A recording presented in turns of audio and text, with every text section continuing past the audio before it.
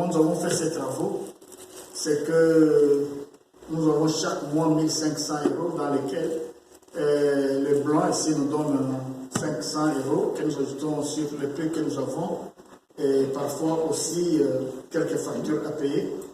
Mais j'avais pris la réserve de Blanc, l'argent, les 500 € de Blanc pour entamer ces travaux, surtout que nous craignions beaucoup ce qui s'est passé ici en haut. Ça a commencé à faire quelque part, on ne savait pas qu'est-ce qui se passe ici dans les plafonds. Alors on s'était dit autant être prudent parce qu'on pensait qu'un jour ça va s'affaisser sur nous. On avait découvert ce qu'il y avait dedans et puis on a essayé de réparer. Nous avons remplacé beaucoup d'autres choses à l'intérieur de ce plafond. C'est un système un peu complexe. Est-ce qu'on peut dire Amen? Amen. Nous bénissons Dieu pour ta présence. Nous sommes en train de parler de cette session, de ce temps ici. Nous sommes en train de parler des prophéties de Moïse, homme de Dieu. Nous sommes en train de parler des mystères qu'il a cachés dans sa prophétie. J'avais dit ceci, que nous sommes en train d'étudier en profondeur la fois passée les deux psaumes, les psaumes 90 et le psaume 91. J'avais déclaré en disant que les psaumes 90 étaient une prière de Moïse. Si tu lis ta Bible et si ça a un bon titre, tu verras que ça commence en disant prière de Moïse, homme de Dieu. Ainsi commence les psaumes 90. Mais à part les psaumes 90, nous sommes en train d'étudier en profondeur le deuxième psaume de Moïse, qui est le psaume 91. Là, ce n'est pas une prière. Le psaume 91 n'est pas une prière. J'avais dit la fois passée que le psaume 91 était une prophétie. Et cette prophétie a autant plus de valeur que je vous ai expliqué beaucoup de choses dans les messages passés. Pardon. Est-ce qu'aujourd'hui, nous voulons continuer sur autre chose? Nous voulons continuer sur l'évidence qu'il y a dans le psaume 91. Qu'est-ce que nous avons raconté la fois passée? Très rapidement, nous avions essayé d'expliquer un peu vraiment en vitesse que effectivement Moïse n'était pas un prophète ordinaire. Ça, je l'ai expliqué la fois passée, que c'est un homme qui était extraordinaire parce qu'il est réellement le prototype de Jésus-Christ. Selon que la Bible dit que quand Moïse parlait, il a dit qu'après moi, Dieu suscitera un prophète de mon rang et qui serait, c'est-à-dire que ce prophète-là, c'est Jésus-Christ. Et j'avais aussi dit que c'est un homme qui est différent de tous les autres prophètes parce que c'est le seul que Dieu a fait Dieu. Ça, c'est un rappel. Il est le seul prophète à qui Dieu a dit qu'il t'a fait Dieu. Il est différent des autres prophètes. Pourquoi? En rappel encore, j'ai dit que parce que j'avais dit ceci, que Moïse est le seul prophète à qui Dieu a dit je vais te parler face à face. Tous les autres prophètes ont les révélations, ils ont des songes, mais lui, il n'est pas le face à face. Pourquoi Moïse est encore différent? Parce que Moïse est le seul qui a contesté avec Dieu parmi tous les prophètes. Il a su dire à l'Éternel que si tu n'avances pas devant nous, eh bien nous n'avancerons pas. Alors le Seigneur se manifestait en nuée, la colonne de nuée pendant la journée et en colonne de feu pendant la nuit. Mais il est aussi le seul qui a contesté avec Dieu une fois que la colonne de nuée s'était levée pour détruire un nombre de peuples de Dieu. Mais c'est là aussi que Moïse, le seul, qui a pu dire à l'Éternel, si tu le tues, enlève mon nom du livre de vie. Alors que ma vie ne soit pas. Et Dieu a changé de décision. C'est un prophète qui est particulier parce qu'il est un prophète dirons messianique. Il est effectivement l'ombre du Christ quelque part. Dans son psaume 91, en rappel encore, nous avions parlé que Moïse nous a dit l'évidence, comme il dit au début du psaume 91, que celui qui demeure sous l'abri du Très-Haut repose dans l'ombre du Tout-Puissant. J'ai dit l'Éternel, mon refuge et ma forteresse, mon Dieu en qui je me confie, car c'est lui qui te délivre du fil de l'oiseleur. Ça, c'est une première chose. De la peste et de ses ravages. Ça, c'est une deuxième chose. Et plus précisément, encore, il a avancé en disant, à partir du verset 3, tu ne craindras ni la terreur de nuit, ni la flèche qui vole le jour, ni la peste qui marche dans les ténèbres, ni la contagion qui frappe en plein midi. Alors, il a continué au verset 7 en disant que 1000 tombent à ta gauche, que 1000 tombent à ta droite, toi, tu seras pas atteint. Cette prophétie est actuelle. Tu peux dire pourquoi? Parce qu'il s'adresse à la génération de ceux qui ont reçu Jésus comme Seigneur et Sauveur. Parce que les psaumes ne s'arrêtent pas là où j'ai fini à lire. Quand tu continues les psaumes vers la fin, tu vas voir qu'il s'agit d'un mystère, de quelque chose qui parle du temps du Seigneur Jésus-Christ, parce qu'il va dire,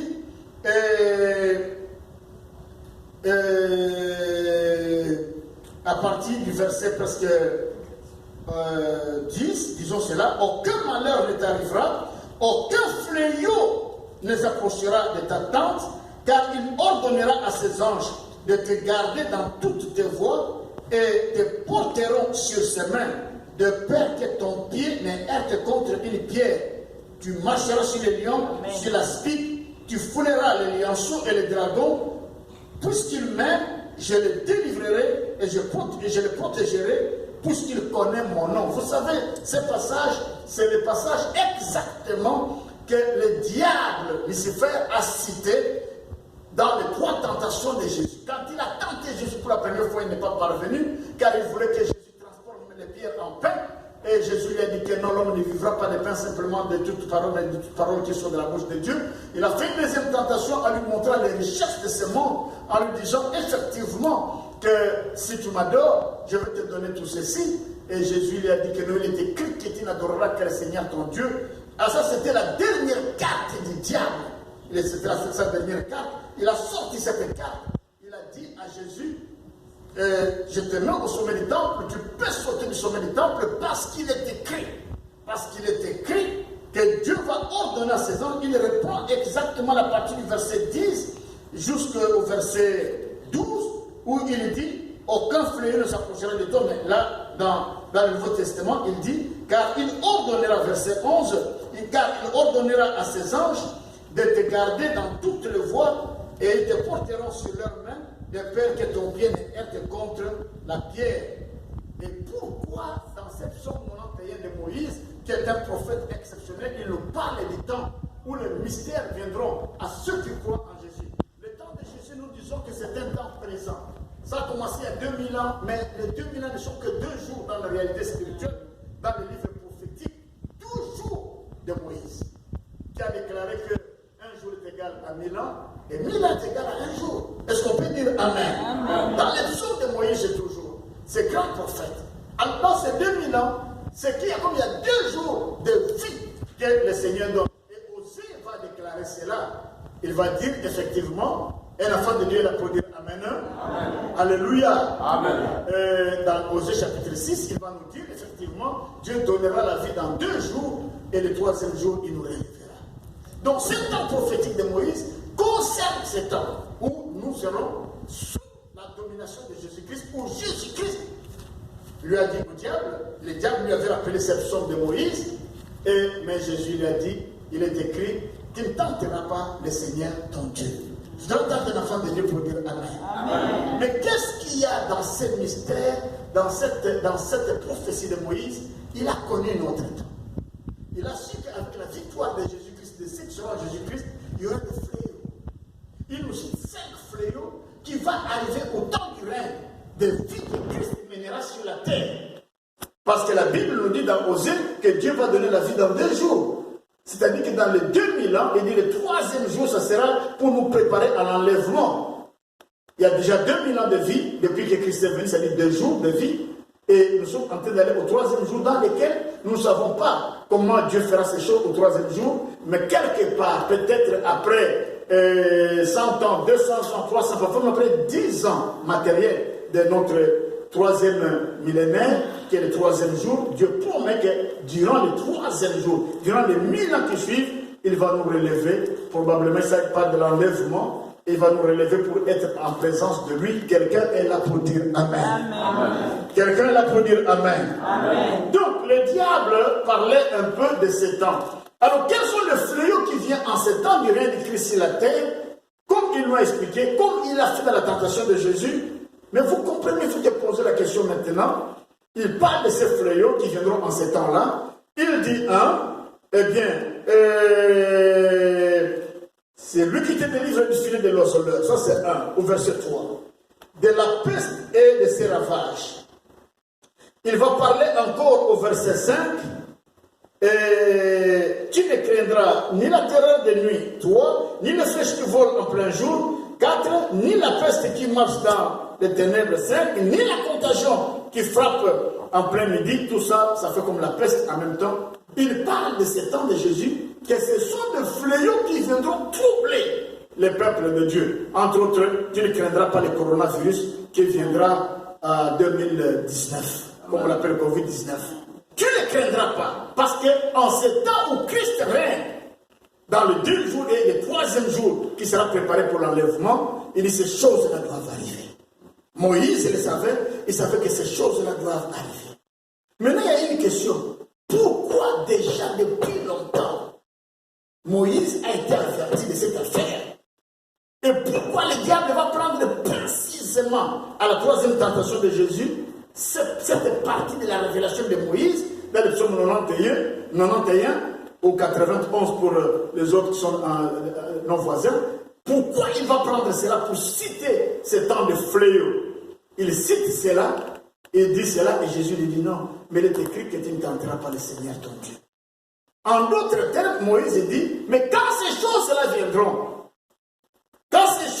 viendront, 1000 tomberont à gauche et à droite, mais ceux qui habitent dans la demeure de l'Éternel, mais ceux qui restent sous l'ombre du Très-Haut ne seront pas atteints. Amen. Quand même 1000 tomberont et 10 000 tomberont, je vous avais dit la fois passée que dans la parole de Dieu, c'est la multiplication qui est la mathématique précise.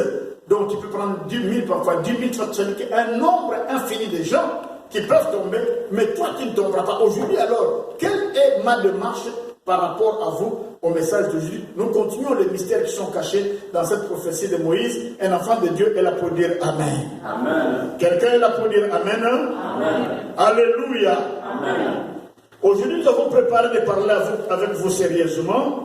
C'est précisément dans Luc 4, 9 à 12 que tu verras ce que le diable a dans la tentation de Jésus, et précisément vers la fin du verset 12 que tu verras cette partie où le diable a pris pour parler à Jésus-Christ pendant qu'il était vivant. Qu'est-ce que je voudrais te raconter encore ici en ce moment? La Bible ne s'arrête pas là. Dans cette prophétie, si nous continuons, il dit ceci à partir du verset 13. Tu marcheras sur les lions, sur la spice, tu frôleras les lionceaux et les dragons, puisqu'ils n'aiment pas, je te délivrerai et je te protégerai, puisqu'ils te connaissent mon nom. Ils m'invoqueront et je lui répondrai. Je serai avec lui dans la détresse et je te délivrerai et je te glorifierai. Je te rassasierai de longs jours et je lui ferai voir mon salut. Est-ce qu'un enfant de Dieu est là pour dire Amen? Amen. Si le diable a pris cette partie-là pour rappeler à Jésus qui il était, dans la Bible, il y a un mystère des hommes des alliances. Et Moïse, qui a fait cette prophétie, est un des hommes des alliances. Parmi les hommes d'alliance, c'est-à-dire que ceux qui ont porté avec une alliance parfaite, il s'agit d'Adam, et Jésus-Christ sera le second Adam. Et il s'agit de Moïse, et il dit, après moi, il n'y aura pas un autre prophète de mon rang, Dieu va citer un autre prophète, et ce prophète-là, c'est Jésus-Christ.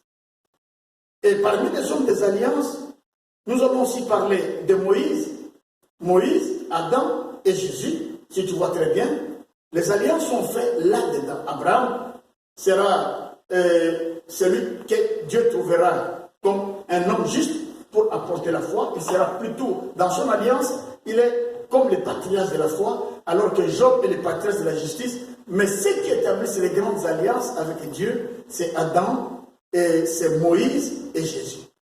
Et ces trois hommes sont presque les mêmes personnages. Spirituellement, Adam, c'est l'ancien Jésus. L'ancien homme, Jésus. Et Jésus, c'est le nouveau Adam. C'est l'homme racheté, comme on le dit, c'est le nouveau Adam. Et Moïse, c'est celui qui dit qu'il est le prophète du même rang que Jésus-Christ. Est-ce qu'un enfant de Dieu là pour dire Amen? Amen. Alléluia. Amen. Et c'est Moïse qui aura à écrire tout ce qui a existé depuis la Genèse, qu'on appelle les 5 livres historiques, les 5 livres de Moïse. C'est lui qui nous raconte ces choses-là. Dites avec moi Amen. Amen. Alléluia. Amen. Alléluia. Amen. Et Dieu a réparti ces choses pour nous faire comprendre le mystère dans le temps que nous existons. Un enfant de Dieu, tu dois savoir comment on mène la foi. La foi est résumée dans certains grands mystères. La foi est résumée dans certaines choses que tu as besoin de connaître et de vivre. Moïse est celui qui nous a parlé de la création et jusqu'à un certain temps,